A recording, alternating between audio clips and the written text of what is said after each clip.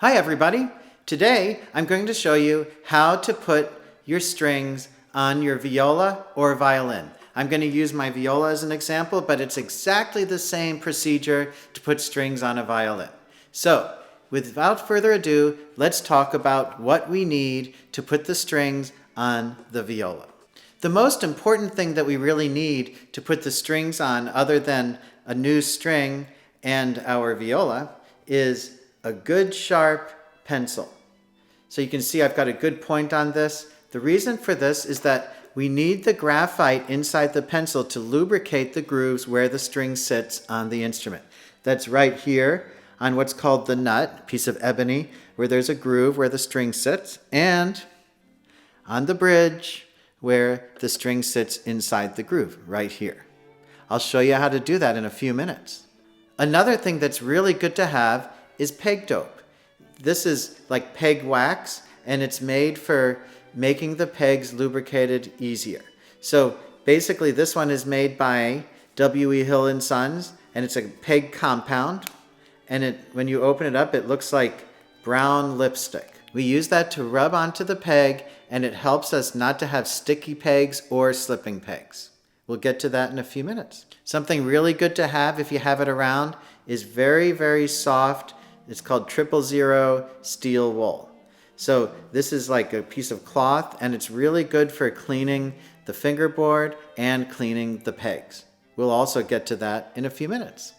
As far as strings go, today I'm going to string my instrument with Tomastic Rondo strings. They're wonderful. So these are Rondo strings by Tomastic, and we'll talk about those later too. Let me just talk a little bit about how the string goes into the instrument. Here's a C string. You can tell that it's a C string because the Rondo strings are color-coded, and this one's red, so that's a C string. And I'm going to take a tail piece that I have off of an instrument and show you exactly how to do this. So you can see over here that there are 4 holes, and this is the C string hole right here. All you need to do is take the ball end of the string and put it through the hole and pull it towards the instrument through the groove, like this. And then it's stuck in there. You can see from the other side it's really in there. Let me do that from the other side. You can see over here I put it through the hole, pull it, it's secure, just like that. There are other kinds of tail pieces. They all basically work the same way. Here's a Whitner tail piece. This one has the fine tuners attached to it. These are really handy to have fine tuners. You don't really need them. We'll get into tuning in another video. But if you have these, they're great. And you can put the string right inside that groove, and now it's attached, just like that. So basically all of these tail pieces work the same, and that's how you put the strings in. First thing to do, we're going to take the strings off. We're going to take strings off one at a time. Do not take more than one string off at a time. So right now you can see that all the strings are here. I'm going to start with the C string over here, and I'm going to just loosen it up. When you turn the pegs on the bottom side, the G and the C string, then I'm going to move the peg clockwise to take the string out, and just unwind it all the way. Grab the string, pull it out. Pull it out of the tail piece over there. That's it. Now we have a viola without a C string.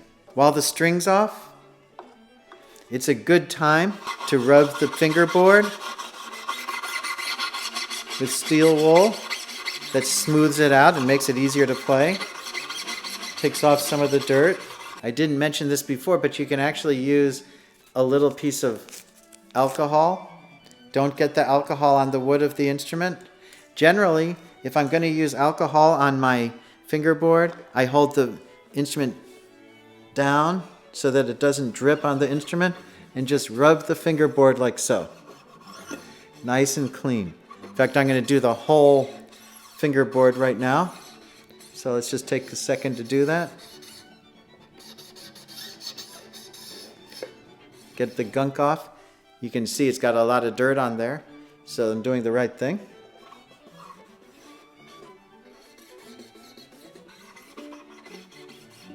Again, just don't get the alcohol onto the instrument. But cleaning our fingerboard once in a while is a really, really, really good idea. There we go. So I'm nice and smooth now. I'll rub it again with my steel wool just to keep it clean.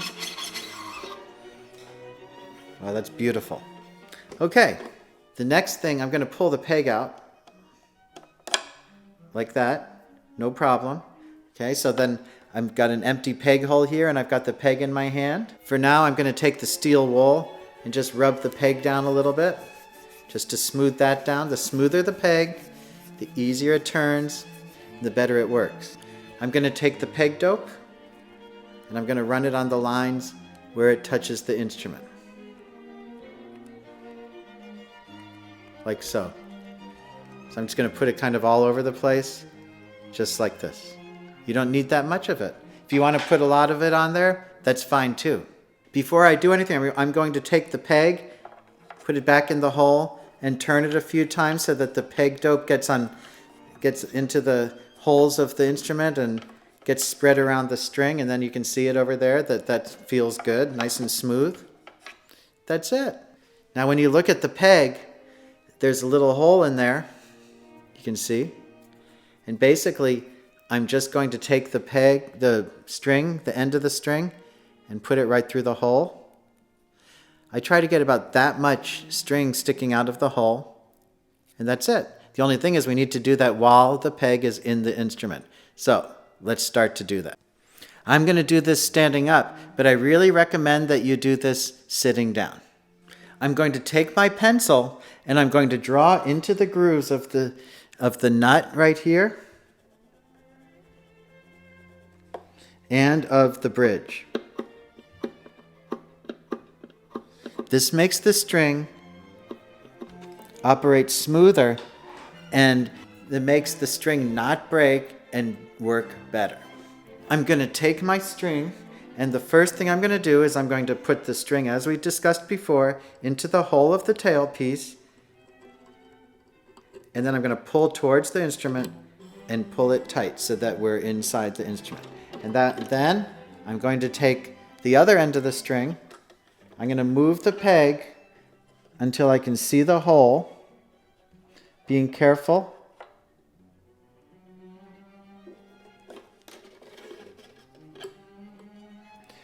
There's the hole, and I'm going to stick it right through the hole, just like that. Once I have that, I'm going to hold the string on the fingerboard and start turning, just like that.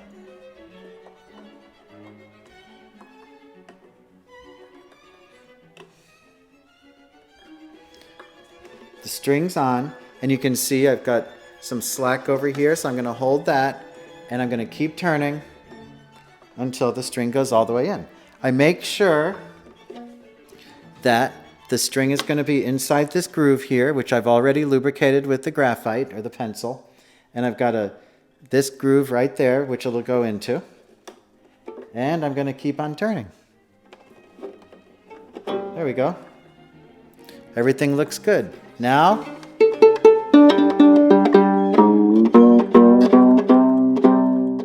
that's it. That's all it really takes to put a string on. I'm going to review by replacing the A string of the viola. I've already taken the A string out, so you can see that I don't have a string in there. So, step 1, take the pencil and lubricate the groove on the bridge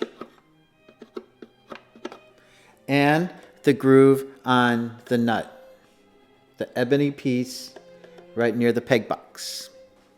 Step 2, I'm going to take the peg out.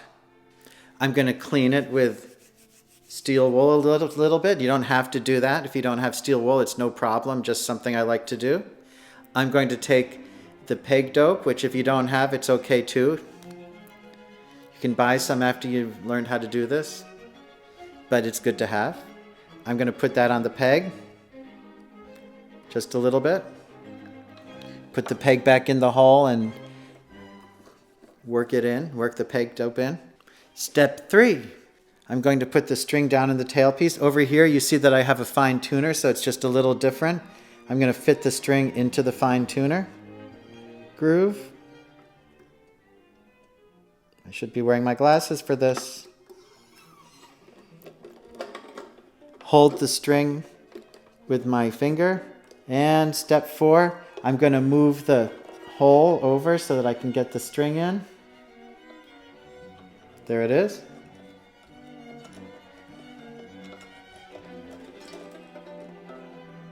Hold the string. Turn. String's on.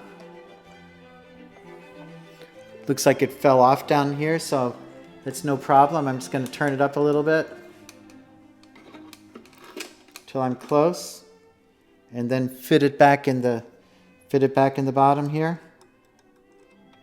like so. I can hold it a little bit taut over there while I tighten the string. There we go. Make sure the string is over the groove here. Tighten the string. Now the A string is a little different, so I'm just going to go over that quickly while we're here. You can see that it has a little sheath on the A string, a little plastic piece. All I do is I put that on top of the bridge. I like more of the sheath on this side than on this side, so it looks just like this. And then I tighten the string up.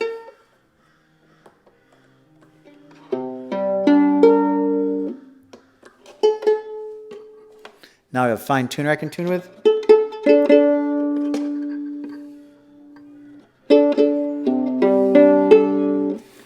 That's it. So now I've just put 2 strings on. Very simply. Final step, look at your bridge. Make sure the bridge is still straight.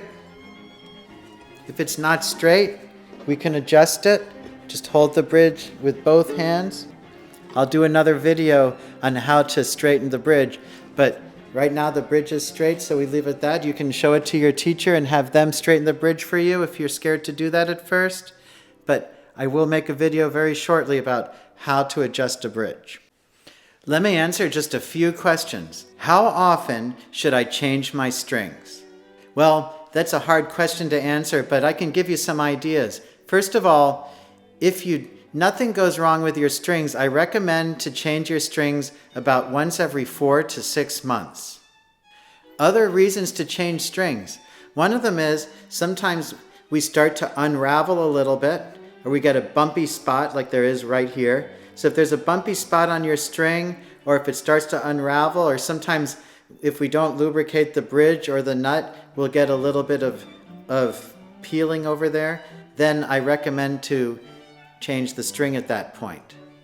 If you're playing a lot, sometimes you need to change the strings much more often. In other words, if you're practicing 4 hours a day or 3 hours a day, you may want to change your strings every 2 to 3 months. If you're practicing about an hour a day, then 4 to 6 months is plenty. It just depends. We change the strings if the instrument starts to sound dull and you want a little bit more ring in the instrument. Generally, a new set of strings will do that. That means that possibly the strings have seen their time and they're ready to be replaced. What kind of strings should I use? Great question. There are strings of all prices, all varieties. One person likes these strings, one person likes these strings. Which ones are good? Generally, it's really good to go with your teacher's recommendation, or it's good to try out different strings sometimes. Generally, I like strings that are good quality and very stable. That's why I generally choose to play on Tomastic rondo strings. And they're very stable, they sound good, they're easy to play on. I did a video last year that showed how I enjoy those strings, and I have other strings that I've done reviews on. So if you watch reviews, you can get an idea of strings. Basically, something that's really good quality is going to go a long way for you. So my answer to what kind of strings should I use? Ask your teacher and use the best strings that you can afford at the time. Should I mix brands of strings? Some people use a rondo C string, an obligato G string, a Peter Infeld D string, and a Larson A string. Generally, on the viola, I don't mix my strings. I like to play with a full set. I always think that the sets are made to be played with each other. Sometimes I'll put a different C string on. There's a Spiracore Tomastic C string that I've used, and you can watch a video of that I did a review on, and that can work well with a set of strings. And sometimes I'll use a different A string with a set because the A strings are made out of steel. They're made out of a different material than the other strings, and I will do a video comparing different A strings very shortly, so we can check that out. How much do good strings cost? Well, strings are getting more and more expensive, as is a lot of things. So right now, to get a set of Tomastic Rondo strings, I forget the exact price, can be anywhere between about $120 and $200 for a set. It's not inexpensive. Is it worth it? It is, because you have to play on the strings, and if you're playing with strings that aren't premium, it's not going to feel as good. If you're a beginner, there are a few brands that can work really well, that are very stable. I think that one of the main things, like I said, is to have a string that's very stable and very playable. Can the strings affect the sound of your instrument? Yes. The strings can really affect the sound of your instrument. Some strings are on the darker side, some strings are on the brighter side, so you always have to take into account what kind of sound that you like and choose your strings accordingly. Okay, that's it. Now all you need to do is break the strings in.